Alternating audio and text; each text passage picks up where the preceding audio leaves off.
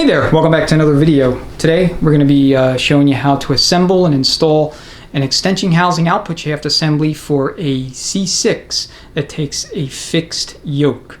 So fixed yoke is a yoke that is secured to the output shaft by a large 1.5 inch nut. I don't know how common these were, but I've done, I don't know, maybe 50 C6s at this point, and this is the first time I've ever seen one.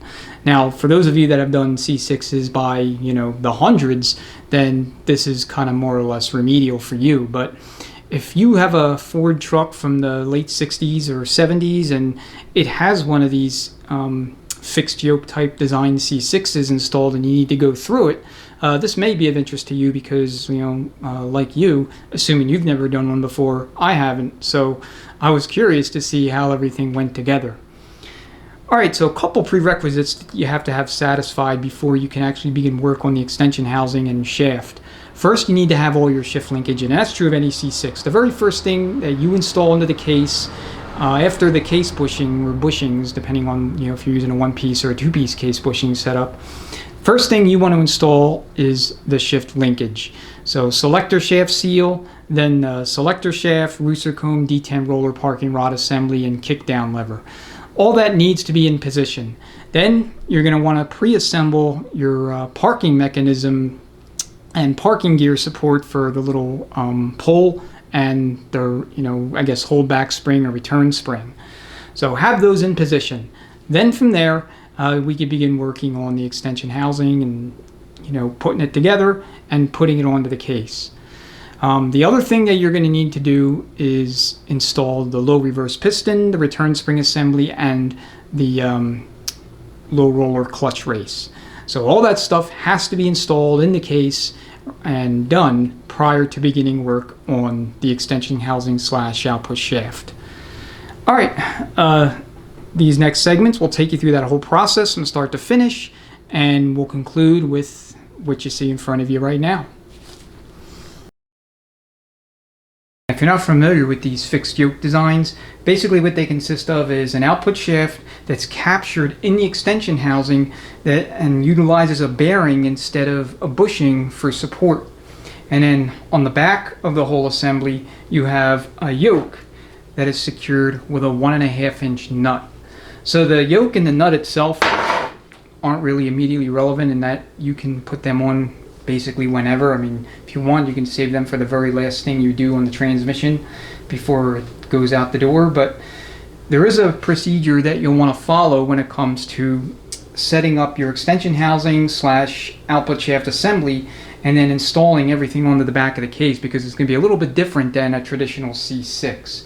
So this is a 1972 unit, truck unit, two-wheel drive, and I believe it came out of either an F100 or an F250. I'm not 100% super versed on all the different, models and submodels that these things came with, but this is the first time I'm actually working on one, so I had to kind of figure out how, this thing should go back together based on, the way all the parts go and what the sequencing and order of operation should be. So anyway, make sure you have all your parking and shift linkage installed, and then have your thrust washer for your parking gear also installed. Then what you're going to want to do is you're going to need to set up your return spring and your parking pole on the parking pole support. So that's just going to go on more or less just like this. Sorry about that. It's going to go on like this, and basically you're going to take your spring. This end here is going to face to the left, and it's going to kind of embed itself here. So the easiest way to do this is to simply go like this, force it in, and then make sure this is on the side like that, and this end here is secured in the area where the oil distributor resides. Now, it's not going to interfere with the distributor because the distributor doesn't go all the way around completely, so there is some room here for this to kind of live. Alright, so this is in, and then next we want to have our distributor ready. So you want to lube it up and have it ready to go.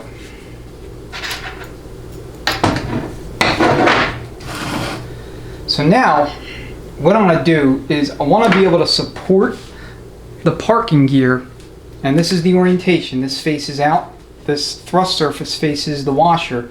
I want to be able to support it using the output shaft so that I can install the governor gear. I'm sorry, the oil distributor. We'll talk about the governor in a second. So, what I'm going to do is I'm going to take the distributor and kind of situate it in here just like this, and then I'm going to go ahead and I'm going to install the parking gear and get it onto the splined portion. Doesn't really matter exactly where it is because it will go into place once we have the output shaft installed into the case. So lube up all your bushings, make sure you're not going to have any issues with interference or whatever. And then just go ahead, situate your parking gear. Now this is in park right now, so I'm going to take the linkage out of park so that I can situate my gear. Okay, now that'll allow it to slide over. If you want to just kind of go like that to mesh it. And then put it back into park. Just make sure that nothing here comes undone. Now you have a means of installing your oil distributor without the parking gear moving around all over the place. So just line up your feed tubes. And it can be a little tricky. Sometimes they don't want to cooperate.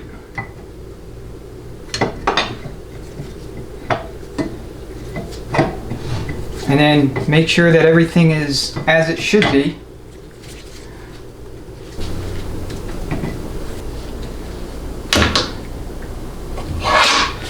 Alright, if the tubes are giving you a little bit of grief, then what you can do is carefully use some pliers to kind of help you insert them into the respective slots.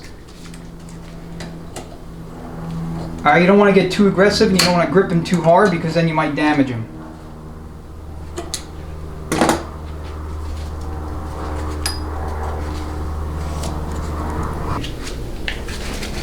Just make sure that you're making contact all the way around and that you're good.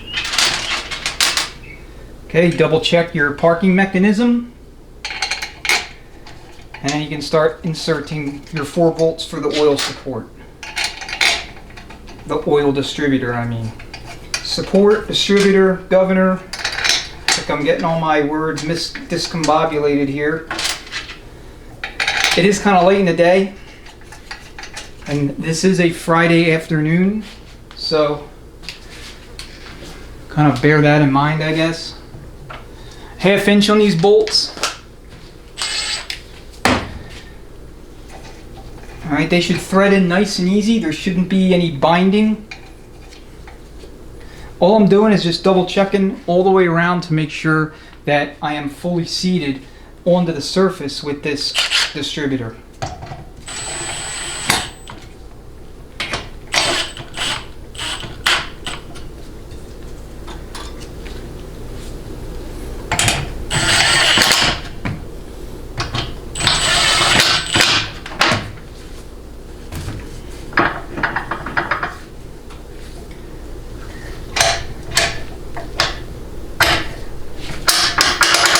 Alright, now I'm in park, so let's go ahead and withdraw the assembly.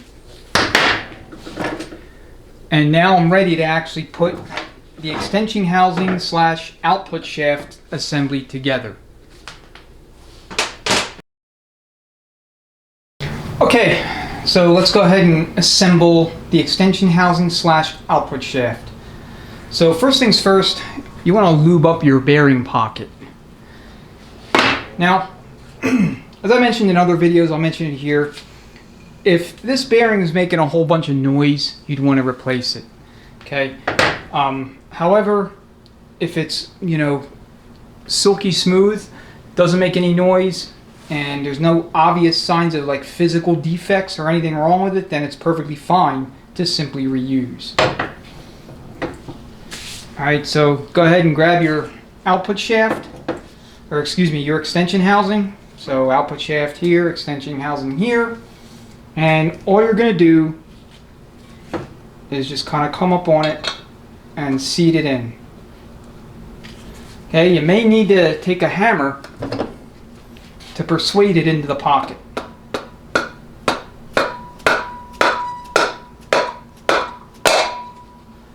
Alright, once it's in there, you're now ready to install the snap ring. Now, that's going to be kind of an adventure given how thick the snap ring is. So it's 95 thousandths thick. So just check and make sure it's, okay. No signs of defects or what have you. Let me put the towel underneath.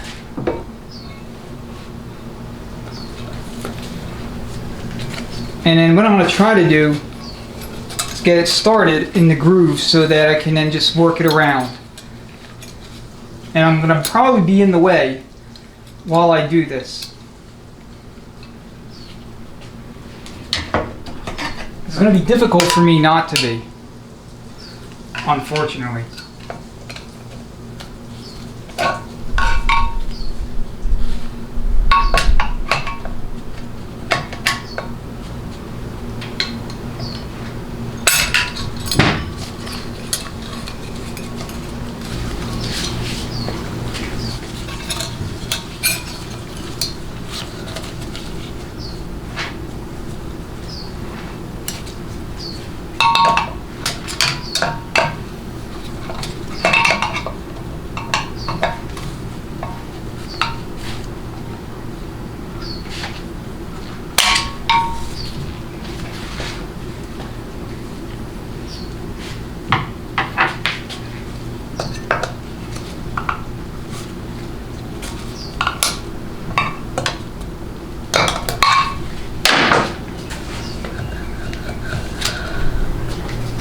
Okay, unfortunately the battery died as I was finishing up the assembly here. I had the governor and I had poured a whole bunch of transmission fluid on the bearing. So anyway, there's one thing that I realized I didn't do anyway on the back of the case, and that's install the parking rod guide.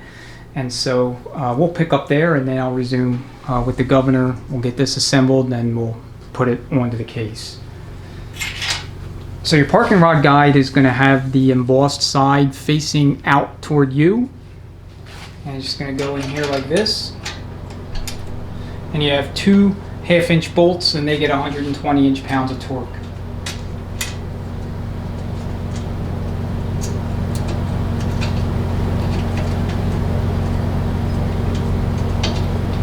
And that's assuming I could thread them in to begin with.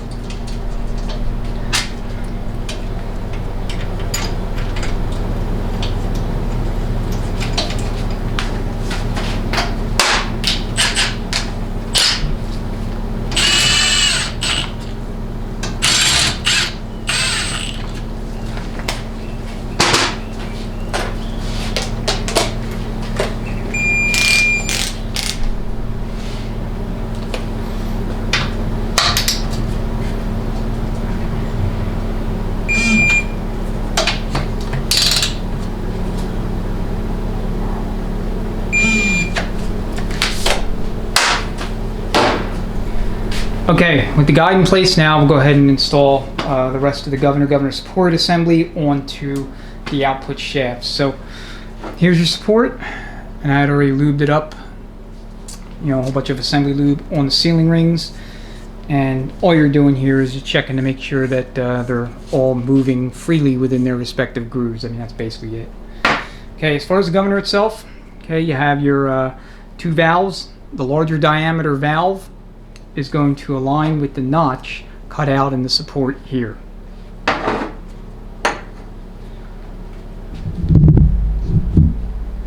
So 4 3/8 of an inch bolts, 90 to 120 inch-pounds of torque.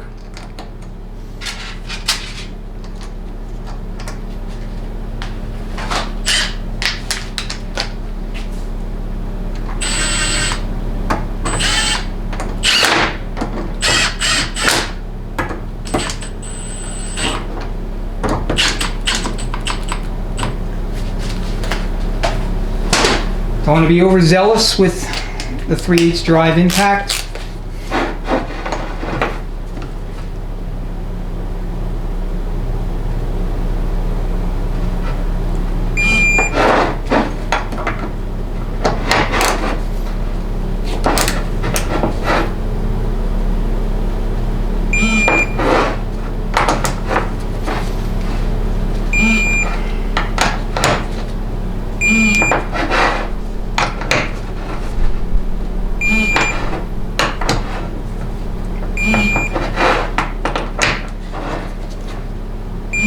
That oil may have gotten a little bit more than 120 inch-pounds, but it's not going to hurt anything. Just check it, make sure that everything's moving as it should. No biggie. Alright, now all you're going to do is you're going to slide on the assembly with the governor facing rearward, so toward the bearing.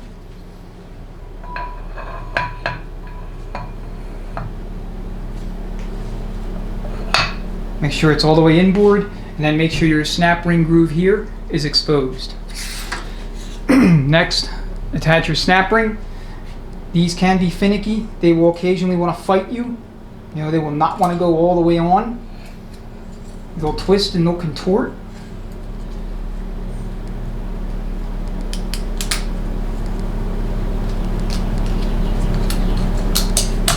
So you just got to let it know who's boss. Double check it.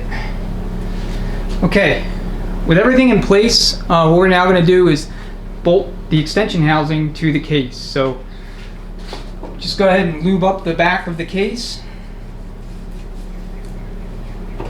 And I had already done this as part of my prep, but nothing was captured owing to the battery dying. So basically dried it off and then I'm lubing it again. Alright, and then your gasket.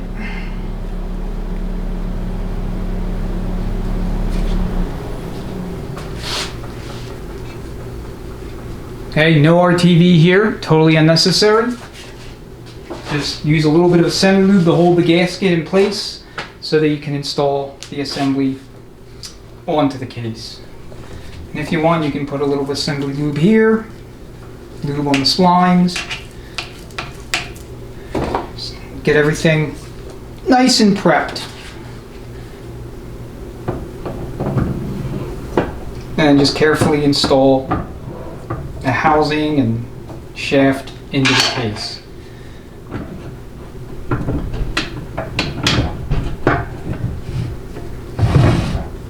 Okay, if it's in park, which this is, just take it out of park so you can manipulate it a little bit better.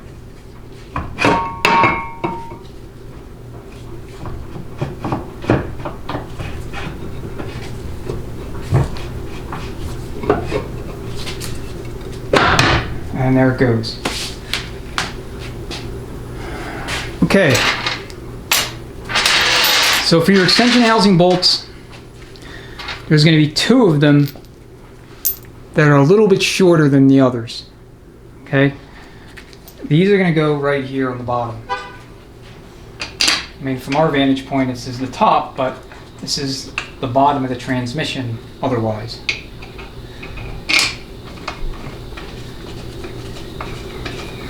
Okay, 9/16 on all these bolts, and they receive 35 foot-pounds of torque.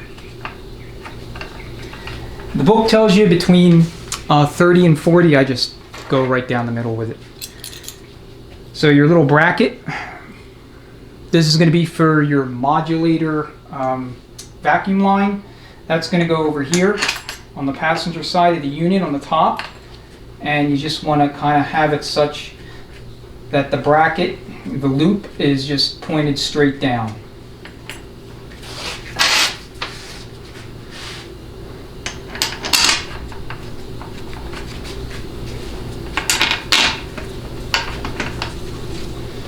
Alright, what I'm going to do is I'm going to zip these 2 bolts all the way down, and then I'm just going to check my parking lever, make sure that the linkage is working correctly, it's going into park when it needs to be, and it's coming out of park when it's supposed to.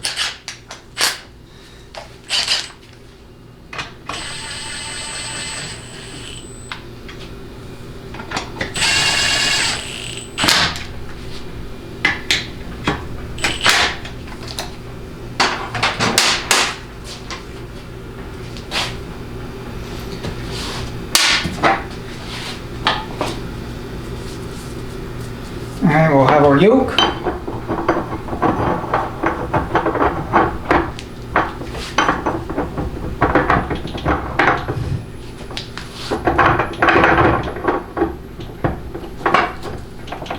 For whatever reason, this thing sometimes just doesn't want to go on. I don't know why. Alright, so it's moving. And it's in park. Like I said, you do not have to install the yoke right now. You could do it later. I'm thinking that I will actually install and torque that with the transmission fully assembled, literally everything else on it other than the yoke and nut, and having it sit upright on the bench. And then I'll attach a what do you call it, a yoke holding tool to the bench. I'll take it out of park, and then I'll torque it using the yoke holding tool, holding it in place against the surface of the bench. And that'll, you know, kind of alleviate any potential stress on the parking pole or gear. I don't know how critical that is, to be honest, but I was thinking about it earlier. I'm like, how do I want to do this?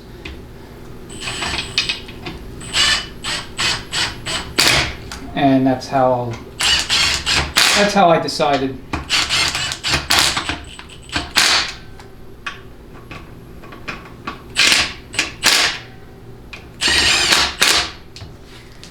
All right, I probably have about 15-ish foot-pounds of torque on the impact, and that's fine. I'll torque the rest of these up later.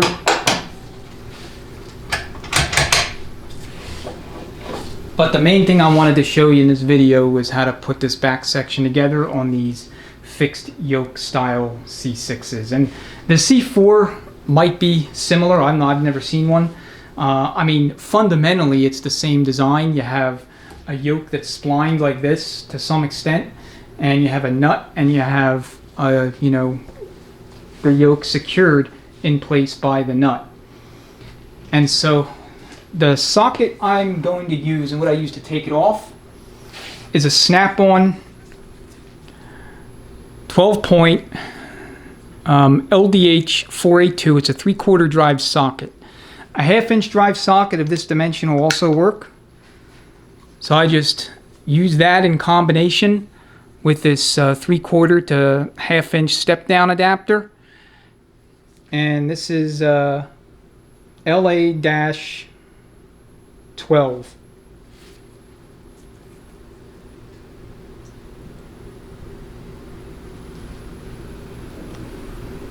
I don't know if you can see that or not, but anyway, that's what I have on hand.